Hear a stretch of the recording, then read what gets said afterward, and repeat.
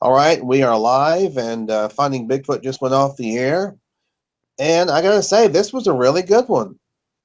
Yes, it was a really good episode, and a few different things came up during it. I think that should be actually added in future ones. I agree, and we'll get to those things. Now, they actually went, this was their first time in South Carolina. Right, right. And, well, we'll give our rating for the episode at the end of this hangout of this show. Right. But yeah, I mean, let's say they started out. They went to an individual who had an interesting video, and the video was of what appeared to be footprints. Right. Yeah. Um, and people who know me and who've heard me talk before have probably heard me talk about footprints in snow, that they are subjective, although these looked pretty good. Yeah, they did. These looked pretty good. And initially, I gave it kind of a low rating as far as these the snow tracks. Of course, Renee tried to explain them away by saying, "Well, it was just melting, refreezing snow and all this stuff," and Right. that can happen. That can happen. But these were at a distance of 7 feet apart, Yeah, and that's yes, pretty hard for a human to the do. witness was. It would be hard for like a rabbit or a fox or something like that to jump that distance. Yeah, yeah. And they did. I believe the guy talked about, the footprint being 14 inches at least, if About not. 14 inches long, yeah. Yeah. Um, Now, what I don't recall was he talk that he could talk about seeing toe prints, like it was a bare human foot rather than. I don't remember if he said anything about. Yeah, yeah, I don't remember if he said anything about toe prints or not. The one smart thing this guy did, he took a tape measure and put it beside these tracks to make measurements between each footprint. yes, And that is something that every Sasquatch researcher should do. correct. Don't Think have, that way, yes. Now, if you don't have a tape measure, you can use a scale item. There Right, there are items you can use. You right, can use you can use a knife. You can use a right, dollar bill.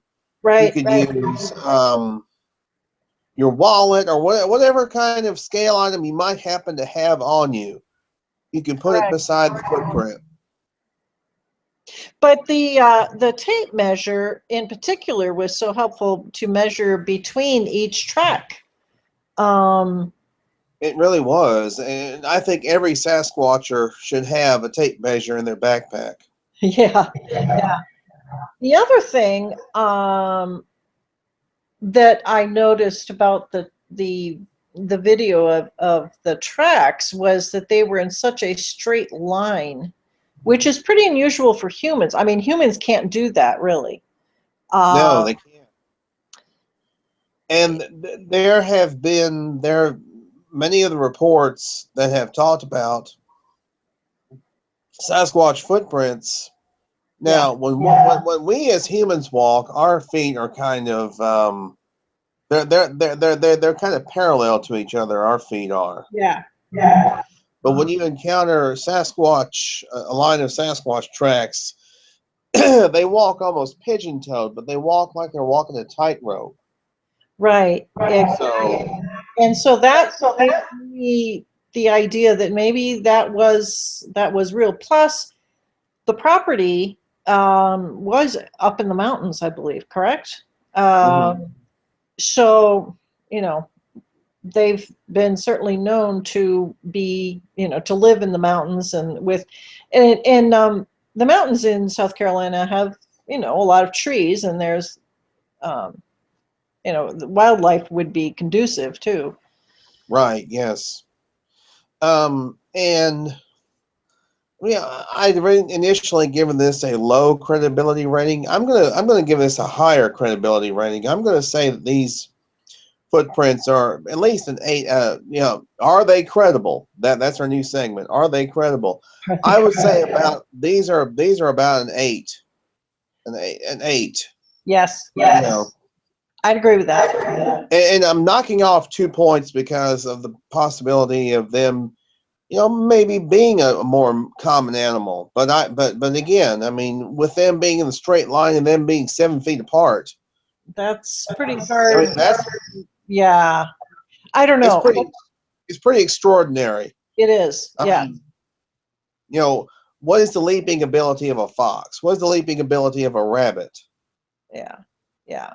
And, And and one thing Peter Burns said years ago is it's true that you can have the footprint of a deer or the footprint of a rabbit or whatever uh, in snow. It'll melt, and there'll be a little bit of a shape, but they don't melt with any uniformity, is what Peter Burns said years ago.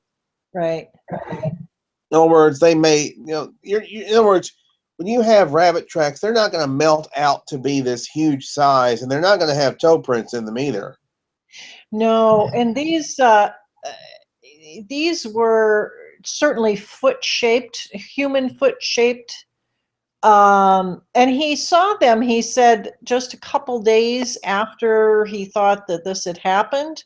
Mm-hmm. So, and videotaped them, I mean, a couple of days after he thought that the Squatch had walked through his, I guess, his backyard. So, in 2 days, well, I would guess it would depend on the what the weather had been like. But if it's cold, and that's the mountains again, which they're fairly high. They are the Appalachian Mountains, but they're relatively high. So probably a cold winter day, and they didn't do a whole lot of melting. So, and again, emphasis on being 7 feet apart. That's extraordinary. It is, and he did mention that there had been that it had gotten cold overnight, and that there had been a bit of ice that Right, formed within the right. snow. So Yeah, that gives them a little bit more credibility to me, because it's hard to break through ice.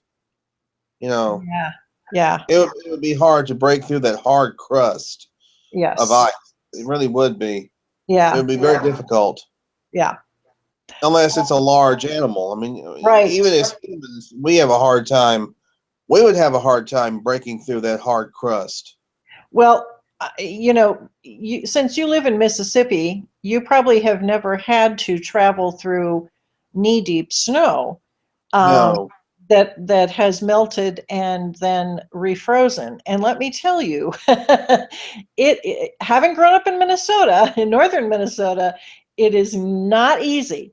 So the fact that these creatures can fairly easily, and literally, it's been described in any terrain, can go through and still, they look, like they're walking very smoothly. So Mm-hmm.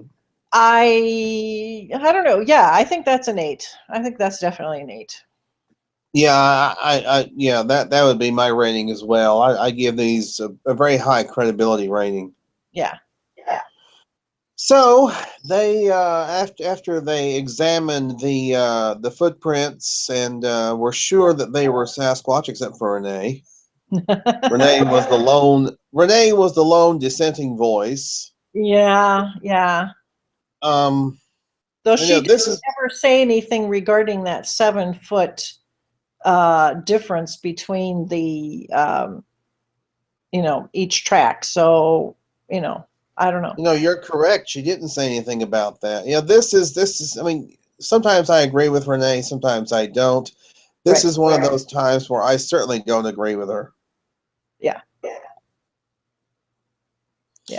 Um, but I mean, now they went and did their first night investigation, and they heard some strange noises, or they thought they heard something, but I don't know. I mean, they heard some interesting sounds. We'll just put it that way.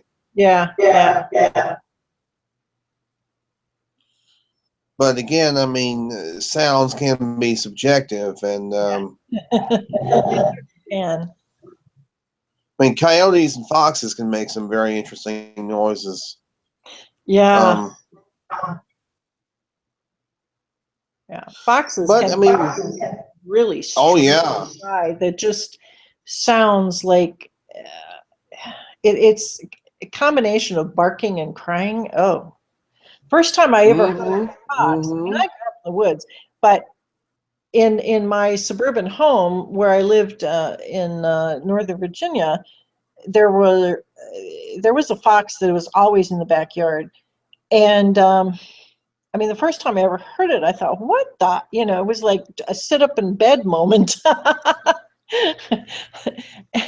you know, and then seeing the foxes all over the place and realizing this is where the sound came from. Um, yeah, it is weird. So, you know, the sounds that they heard, you now we had a discussion about the word enhancement or the word what was the other, Amplify, amplify, amplify. and they're amplifying it. um, I guess we decided the proper word to use is amplification or amplify. Yeah, Right. because enhancement almost implies that somebody faked it. Yeah, When you yeah. enhance something, yeah, Right. I think the proper word should be amplified. To be quite honest, And that, yeah, I mean, you could hear some sounds, but it wasn't anything that really could be identified to anything in particular. So right, yeah. But referring to foxes, a few nights ago, I was sitting here with my air conditioner turned off, and I could hear this loud "bark, bark."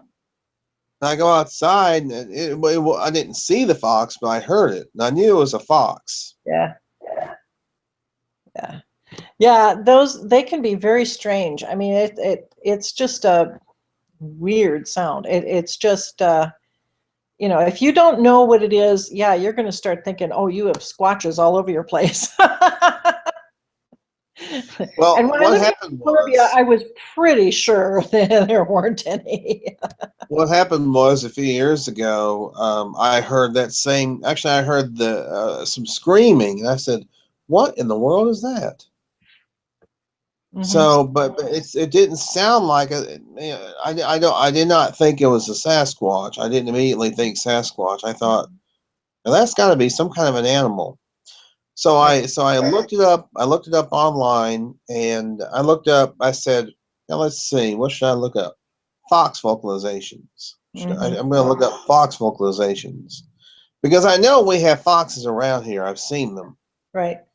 So I look up fox vocalizations, and sure enough, I hear I find a video that has the vixen scream on it, Uh-huh. and that's the type of sound that a fox will make. Male and female make that same noise. By the way, Right. Right. it's not restricted to just the females. No. And I Huh. said, "Yep." I said, "Yep." That's what I heard. That's what I heard. So that mystery was solved. I said, "Yep, it was a fox." Yeah. Though you were probably unnerved. I was. I have to admit I was, but when I figured it out what it was, I said, "Ah, yeah, it's just a fox." A fox. Yeah, that's okay. Yeah. Yeah. When I was 14 years old, I heard for the first time wolves in northern Minnesota. And of course, at that time, they hadn't reintroduced wolves. Now they did in Minnesota Hmm. in 19, I want to say 1979, I think. So it was later than they reintroduced them into Yellowstone. But anyways, these foxes or wolves came down from Canada because I lived at that time 3 hours away from Canada, Hmm. and there were two packs on the ice on Lake Superior, one on one side of my house and one on the other side of the house. And Hmm. it's a sound that, I mean, I'm getting like goosebumps right now thinking about that. Um, it is a sound that you feel as if you are in a cave and you have nowhere to go and the wolves are outside. Oh my goodness. It's just a sound that is so primeval, Henry. Oh my gosh. Well, So, I've never heard wolves in the wild, so yeah, I mean oh, Mississippi, we don't no, have any wolves here in Mississippi no, that I know of. but they do have them now in northern Minnesota. They are, beginning to come back, and but I will tell you that was a sound that just, oh my God. I was I crawled into bed. It was, it was late at night. I crawled into bed and I wanted to get down to the very bottom. It was just, pull those covers up over my head. Right, yeah. So anyway, sounds can be very, they can be very unnerving. They can be very, and later on we can talk about one of the unnerving ones that they heard. Yeah. So anyway, the next day they go and then they hold the first town hall meeting. Yeah, There's the first town hall meeting in South Carolina, by the way. yeah, that's amazing. And they kept bringing up the point that since not a whole lot of people think that South Carolina is a home for Sasquatch, there's not going to be a whole lot of people out there who's going to be screwing with somebody. Right. So they hold the town hall meeting and they speak to and there's a few people that stand up and say that they saw something or they heard something Right. or whatever. So they plot it out, on their map, and then Matt decides he's going to go up into the northwest area of South Right. Carolina, In the mountains. Yep. which is right in the mountainous areas, Mm-hmm. Mm-hmm. while Cliff, Renee, and Bobo go down more near the coast, the coastal areas. Right. And they speak to their first witness who has an interesting encounter, which of course Renee tries to explain away. Oh, But I don't know. Renee. I'm a bit unsure on this guy's encounter. Now he That says was the he's guy who was delivering papers, right? yes, that was the fellow that was delivering Okay, newspapers right. early in the Yeah, morning. there was a little bit of disagreement on that. Yeah, there was. I don't know. I mean, I'm giving, right, are they credible? Well,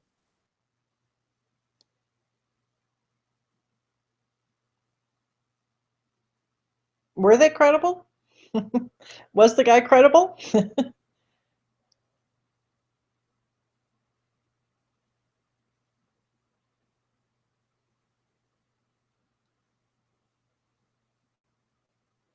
You froze, Henry. You froze.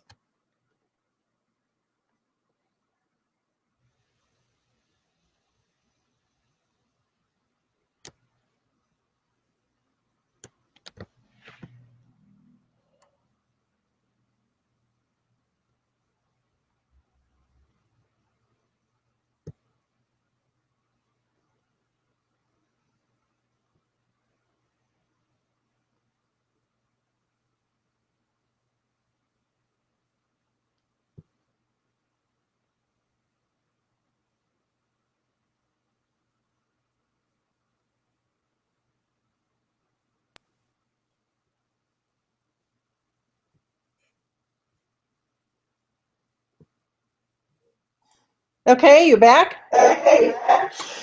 I think so. Okay, sorry about that. Goodness. Anyway, we were talking. Yeah, we were talking. Oh, jeez.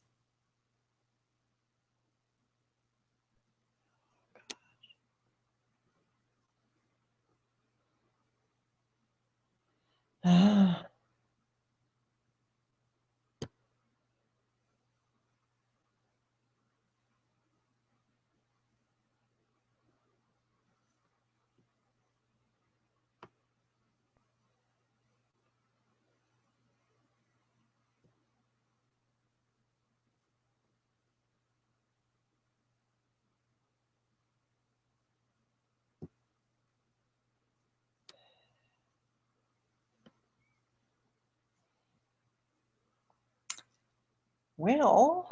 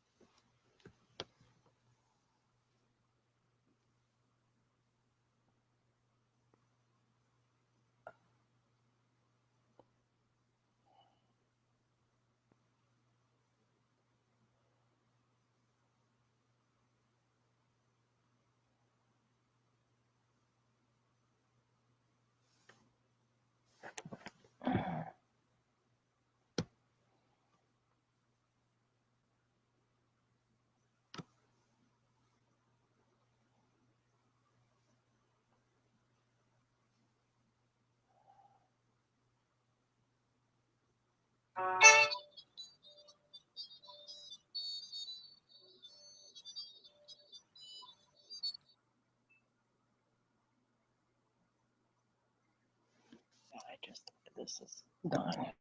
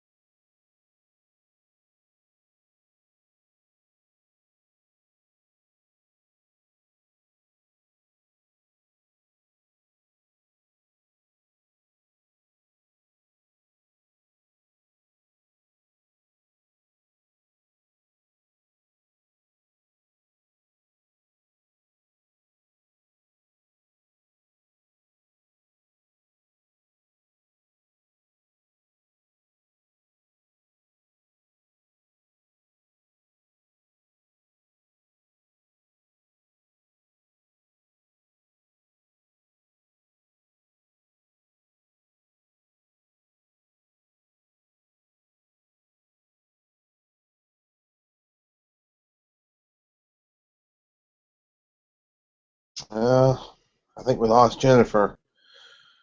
Well, we're just gonna keep going.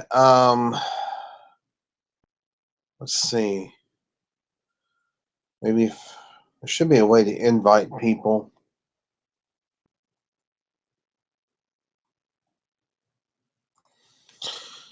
Yeah, folks, this is just typical. Uh, this is just typical technical issues, especially when you got especially when you're on when you got storms in the area like we do. Um, oh heck, I might have to just finish this out by myself. I hate thinking that I would have to finish this out by myself, but I probably have. Well, I probably have to. I apologize, folks, for all the technical issues. It's beyond my control. We had some thunderstorms roll through here earlier, and that may account for why I was having technical issues. But the show must go on, and the show will go on. I don't know if Jennifer's going to be back or not. She may have just given up and gone to bed. If that's the case, I'll go ahead and finish this out. Okay. Um, Now, when Moneymaker was in the northwestern part of South Carolina, he had some interesting things happen. He heard some wood knocking. Now, could the wood knocking have actually been a Sasquatch? Could it have been somebody screwing with him?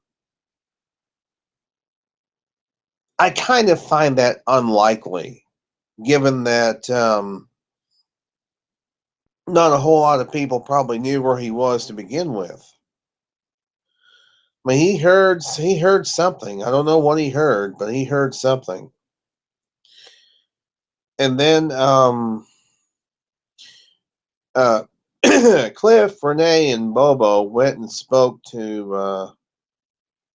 I think we were talking about the first witness who was delivering newspapers, and he had something interesting happen. He said he saw something off somewhere, and he didn't know what it was. I imagine he figured it out what it was. That yes, it was a Bigfoot, a Sasquatch. Um,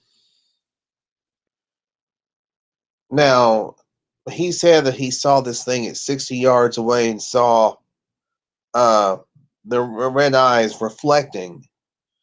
Now, I think it's possible if you have powerful enough headlights that you can see a set of eyes reflecting light from that long of a distance. You know, Renee kind of poo-pooed this sighting and said, "Well, I can't rule out that he either was making this up or this, and this." Well, you know, I think it's possible that if indeed he did see a Sasquatch, that he did see red reflecting eyes from that distance. What they really should have done, no, I don't think it would have worked. No, this is what they should have done. They should have waited till nightfall and had the guy in his vehicle have two red bicycle reflector lights, hold them up to the distance to where he said he saw this thing as far as how tall it was. I would have done that. That's something that I would have done. Wait till about the time of the night or the day that he saw this thing. Um, I'm gonna, I'd originally in the chat room put this guy's credibility pretty low, but I gotta say that he didn't seem to be embellishing anything. So, are they credible? I would say this guy. I give this guy about a seven on credibility, allowing 3 points to the possibility that he may have seen a bear because there are bears in that area. Bobo seemed to be pretty convinced that this guy saw something. Renee, not so much. The next report was from a witness who was driving down a road and at a fairly good distance from where he was in his vehicle, he saw this thing cross the road from left to right. This was after dark also when he saw his. Um, Now they had Bobo go down there and stand in as a Sasquatch. And he said this thing eclipsed the reflective sign that was down at the end down further down the road, which I found interesting. Um, Renee cast some doubt on this sighting, but I have to say I thought this guy's encounter was much more credible, a little bit more credible than the other guy, the previous witness. And that's not to say that this second witness was lying. Um, if indeed he saw a Sasquatch, he said it was bipedal. So that being the case, if indeed it was bipedal, which it sounds like it was, then he may indeed have seen something. But anyhow, they of course Renee tried to explain away his sighting. Cliff seemed pretty sure this guy saw one, and Bobo seemed pretty sure this guy saw one. So after they investigated that report, Renee, Cliff, and Bobo went to a scientist's lab. Now, this is something they should be doing every single week. Went to a scientist's lab to figure out what are the best areas to find large animals and large predators. Now, there is a pretty sizable black bear population in South Carolina. So, what they did was they asked the guy, they wanted to compare black bear population to Sasquatch population because many Sasquatch researchers have speculated that where there are bears, they're usually Sasquatch. So the guy gave them some general areas where black bears have been seen and gave them a few pointers and things like that. And this was pretty close to a source of water, by the way. I think these things do stick pretty close to water. I mean, every living being needs water to survive.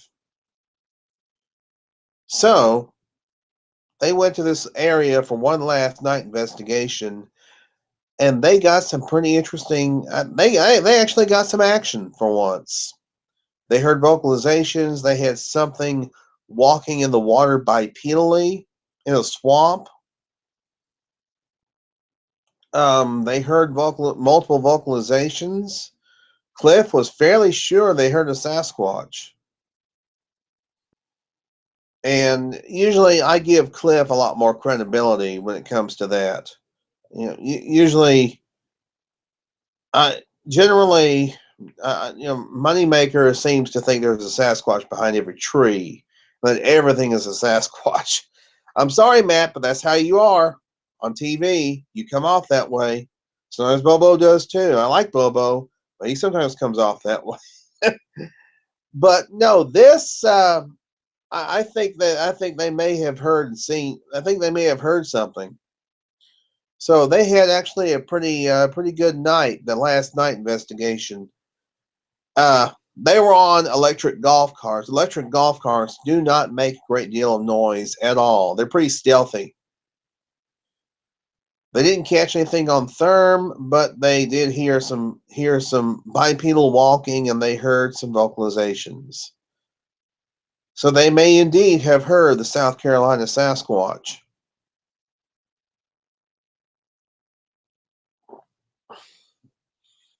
My final rating on this episode, I'm going to give this episode about an 8. 8 out of 10. This was a really good one. I liked it. Next week, they're back in Louisiana, the Sportsman's Paradise. And according to the preview, it looks as if Bobo may have gotten something on therm. So that'll be next week, 10 Eastern, 9 Central on Animal Planet. Check your local listings for time and channel. And will we be back again next Sunday, hopefully without the technical issues. Although every time I say that, inevitably there is always technical issues. So maybe I should just stop saying it. We'll be back next Sunday regardless. And we will be reviewing next week's episode of Finding Bigfoot, 11 Eastern, 10 Central, right here on YouTube and right here on the Google Hangouts. Good night, everybody.